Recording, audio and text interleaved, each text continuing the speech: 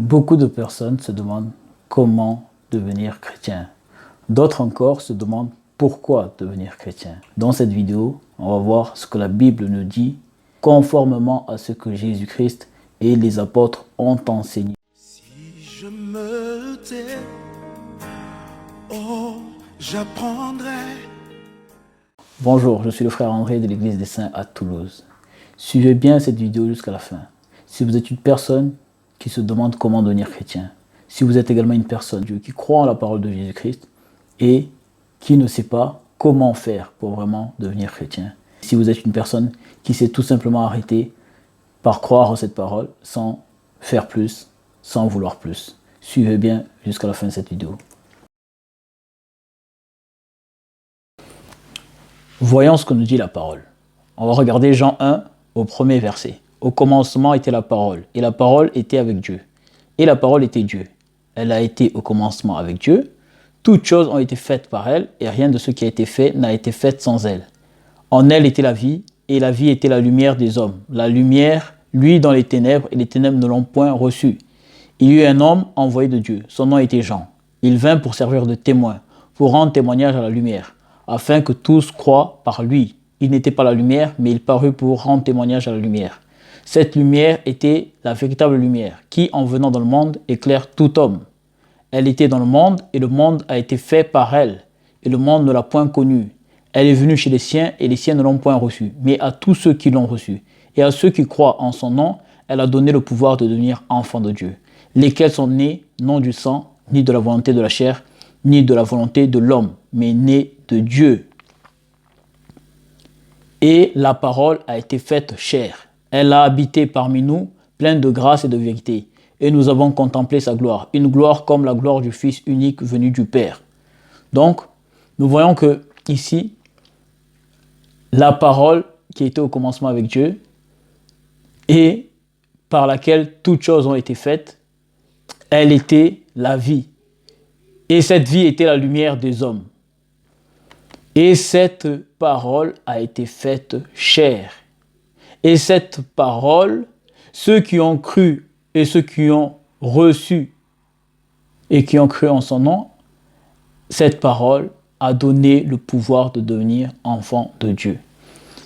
Nous allons ensuite regarder ce que Jean, ce prophète qui était apparu au temps de Jésus, dit à propos de Jésus.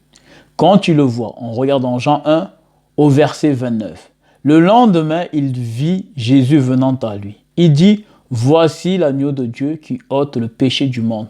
Donc, Jean était là pour rendre témoignage à Jésus, pour que les gens croient en Jésus, afin d'avoir la vie. On regarde dans Jean 3, à partir du verset 35. Jésus dit, le Père aime le Fils, et il a remis toutes choses entre ses mains. Celui qui croit au Fils a la vie éternelle. Celui qui ne croit pas au Fils ne verra point la vie, mais la colère de Dieu demeure sur lui. Donc, il faut croire au Fils pour avoir la vie éternelle. On va regarder un autre verset. Jean 3, à partir du premier verset. Il y eut un homme d'entre les pharisiens nommé Nicodème. C'était un chef des Juifs. Il vint auprès de Jésus de nuit et lui dit, Rabbi, ce qui veut dire maître, nous savons que tu es un docteur venu de Dieu, car personne ne peut faire ces miracles que tu fais si Dieu n'est avec lui. Jésus lui répondit, en vérité, je te le dis, si un homme ne naît de nouveau, il ne peut voir le royaume de Dieu. Nicodème lui dit, comment un homme peut naître quand il est vieux? Peut-il entrer dans le sein de sa mère et naître encore? Jésus lui répondit, en vérité, je te le dis, si un homme ne naît d'eau et d'esprit, il ne peut entrer dans le royaume de Dieu. Ce qui est né de la chair est chair, ce qui est né de l'esprit est esprit. Ne t'étonne pas que je t'ai dit qu'il faut que vous naissiez de nouveau. Donc, là, Jésus vient t'expliquer à une personne qui connaissait pourtant la parole et les écritures de Dieu, il vient lui dire que il faut que vous naissiez de nouveau. Il faut que vous naissiez d'eau et il faut que vous naissiez d'esprit pour pouvoir rentrer dans le royaume. Donc, toute personne qui veut devenir chrétien, il faut qu'elle comprenne qu'elle doit naître de nouveau, qu'elle doit naître d'eau et d'esprit pour rentrer dans le royaume. Parce que celui qui est né de la chair reste chair. Celui qui est né de l'esprit est esprit. Car il est écrit encore que Jésus a dit, le Père cherche des vrais adorateurs qui l'adorent en esprit et en vérité.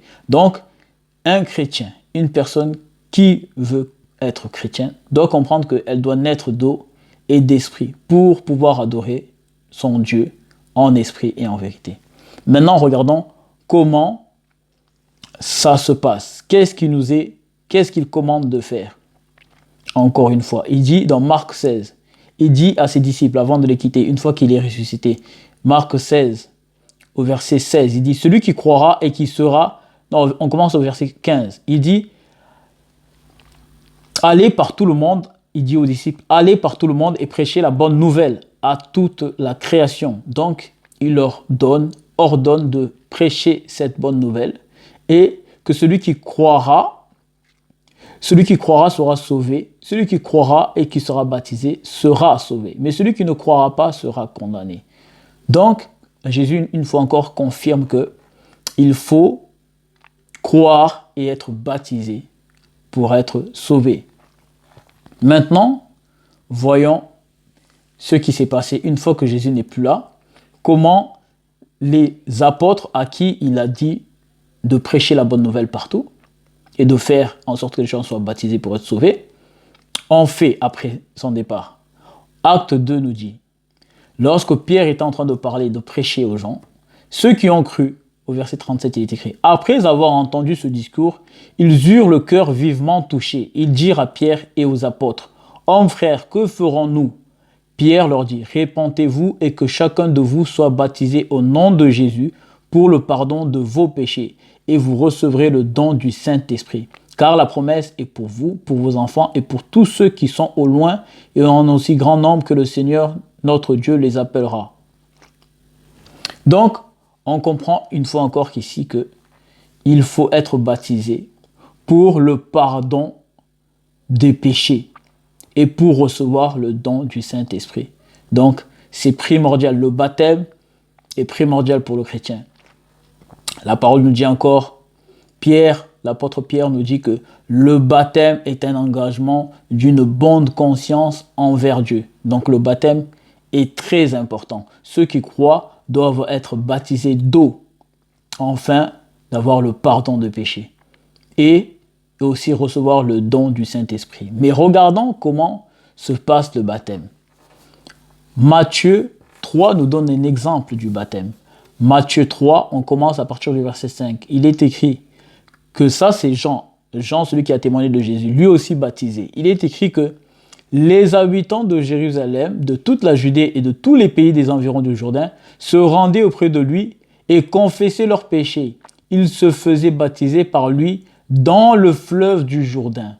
Donc on voit que les gens se faisaient baptiser dans le fleuve, dans l'eau naturelle. C'est comme ça que le baptême se passait et c'est comme ça que le baptême doit se passer.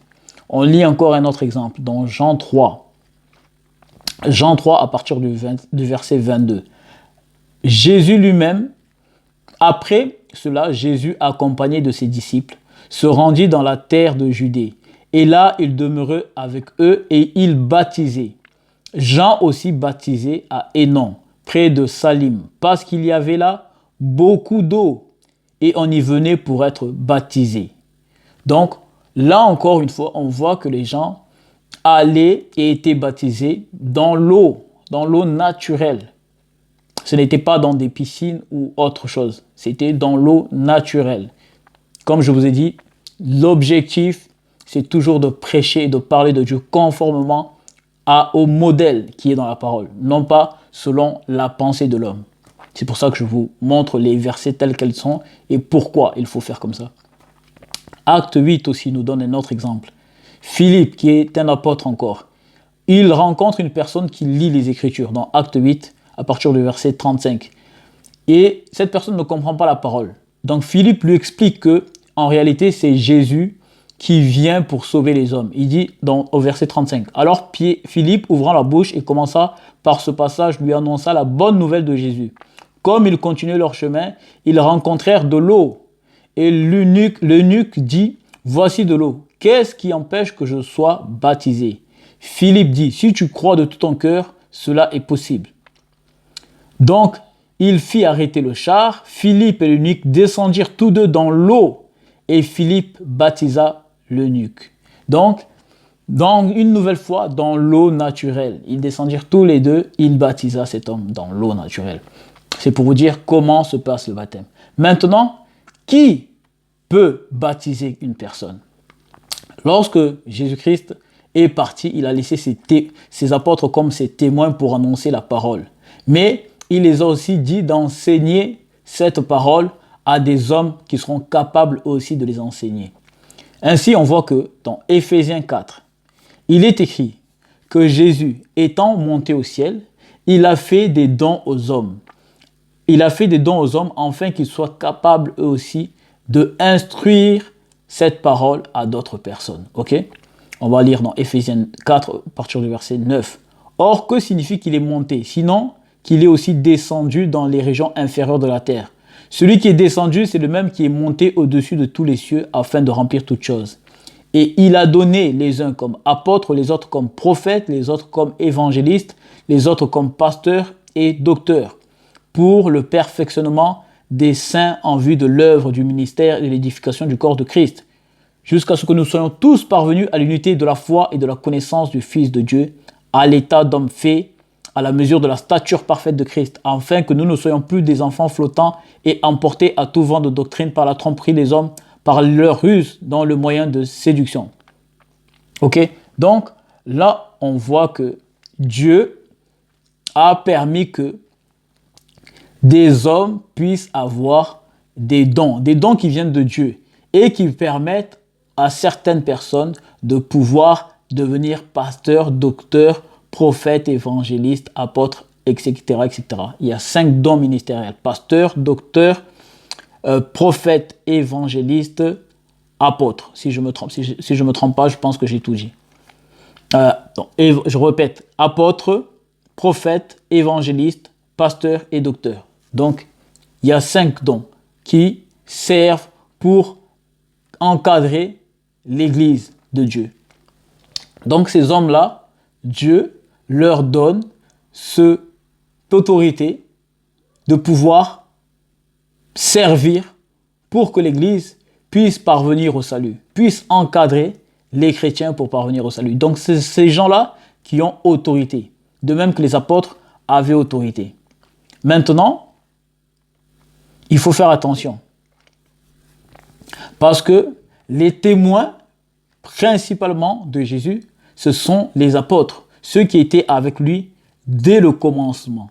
Ça veut dire qu'aujourd'hui, une personne qui est apôtre, qui est aussi pasteur, qui est aussi docteur, etc., évangéliste, tout ça, doit toujours faire selon le modèle, selon ce que la parole a été annoncée. Ils doivent toujours faire conformément à ce que la parole a été annoncée. C'est pourquoi il est écrit, les apôtres nous ont prévenus en nous disant, dans 1 Jean 4, « Bien-aimés, n'ajoutez pas foi à tout esprit, mais éprouvez les esprits pour savoir s'ils sont de Dieu, car plusieurs faux prophètes sont venus dans le monde. » Donc, là, ils nous avertissent pour nous dire que il faut faire attention, que toute personne étant appelée pasteur, prophète, etc., etc., il faut examiner ce qu'elles vont dire, si cela est conforme.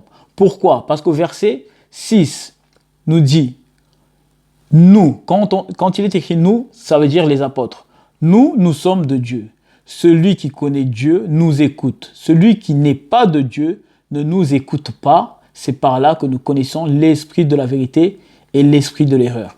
Parce que l'esprit, c'est ce que Dieu accorde à ceux qui croient. Okay? Cet esprit-là fait de nous des enfants de Dieu. C'est ça l'authentification d'être un enfant de Dieu. C'est l'esprit que Dieu a fait habiter en nous. Mais il dit, attention quand même à tous ceux qui disent avoir l'esprit.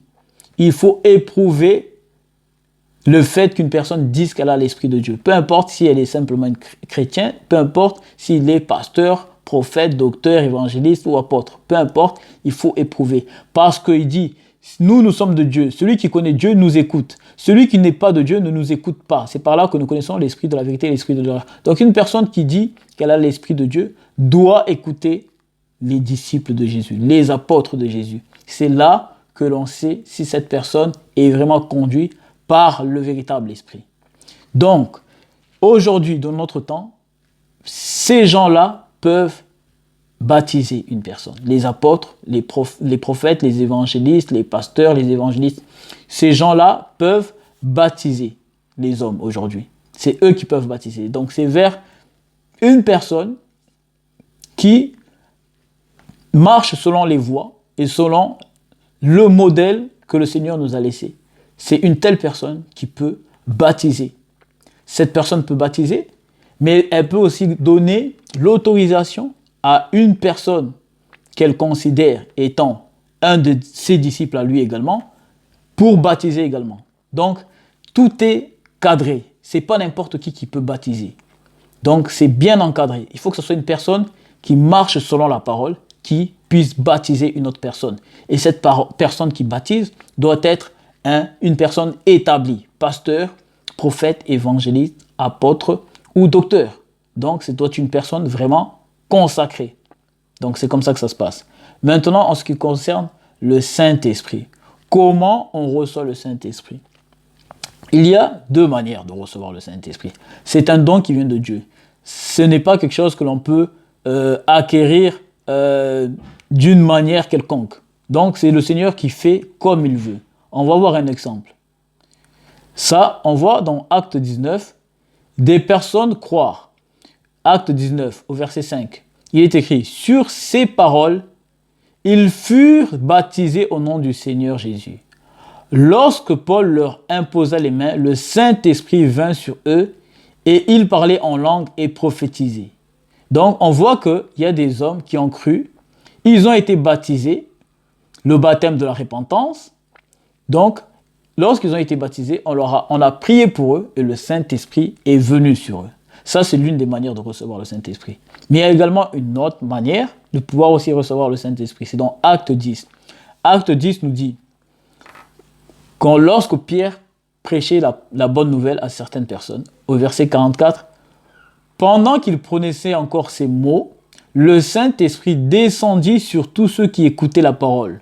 Tous les fidèles circoncis qui étaient venus avec Pierre furent étonnés de ce que le don du Saint-Esprit était aussi descendu, répandu sur les païens, car ils les entendaient parler en langue et glorifier Dieu.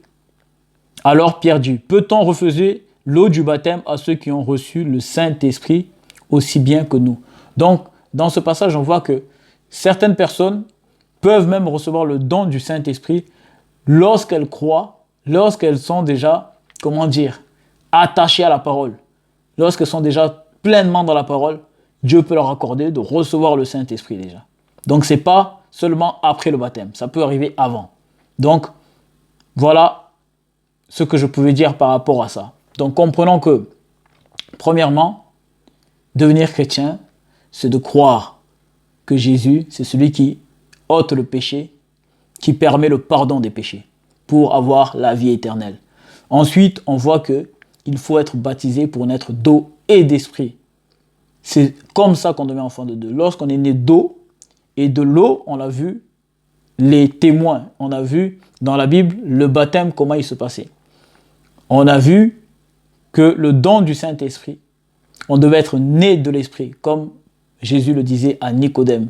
Il faut que vous naissiez d'esprit, car celui qui est de la chair est de la chair, celui qui est né de l'Esprit est esprit. Donc il faut naître de l'Esprit, il faut recevoir le don du Saint-Esprit. C'est comme ça qu'on devient enfant de Dieu. Et on devient enfant de Dieu en restant dans l'encadrement des gens qui sont établis comme serviteurs de Dieu. Les pasteurs, les apôtres, les prophètes, les évangélistes et les docteurs. C'est ces gens-là qui sont censés encadrer l'Église pour que l'Église et les chrétiens puissent parvenir à la perfection, selon qu'il est écrit dans Éphésiens 4. Il est écrit, il les a établis, au verset 12, pour le perfectionnement des saints, en vue de l'œuvre du ministère et de l'édification du corps de Christ, jusqu'à ce que nous soyons tous parvenus à l'unité de la foi. C'est ça, c'est que les chrétiens doivent tous avoir la même foi. Les chrétiens, c'est ça. Un chrétien, c'est quelqu'un qui a la foi conforme à ce qui a été annoncé par Christ et les apôtres. Et donc, il faut qu'il ait la grâce de tomber sur une personne qui parle fidèlement selon ce que Christ et les apôtres ont enseigné à faire. Donc, c'est comme ça qu'on est sauvé. Il faut du coup persévérer dans l'enseignement de cette personne-là qui parle véritablement comme le Seigneur et les apôtres l'ont recommandé. C'est ce qu'il faut faire. On voit dans Acte 2, à partir du verset 41. Ceux qui avaient accepté la parole furent baptisés en ce jour-là. Et au verset 42, on voit qu'il est écrit qu'ils persévéraient dans l'enseignement des apôtres, dans la communion fraternelle, dans la fraction du pain et dans la prière. Donc, une fois on est chrétien, qu'on est baptisé, qu'on reçoit le don du Saint-Esprit, même si on ne l'a pas reçu, on doit persévérer à demeurer auprès des hommes qui ont été établis pour servir, pour encadrer l'Église. Parce que c'est comme ça qu'on sera enseigné pour parvenir à la perfection, pour être agréable à Dieu. Parce que personne ne peut être sauvé en disant « moi je suis chrétien, je vis ma vie chrétienne chez moi, dans mon coin ». C'est impossible parce que la Bible dit que l'Église est le corps de Christ. Donc, tout chrétien doit faire partie, doit être dans l'Église pour faire partie du corps de Christ. Donc voilà, j'espère que mes explications auront été claires. Vraiment que le Seigneur vous bénisse. J'espère que cette parole pourra aider une personne dans sa quête à se mettre en ordre et à devenir vraiment un véritable chrétien. Que le Seigneur vous bénisse.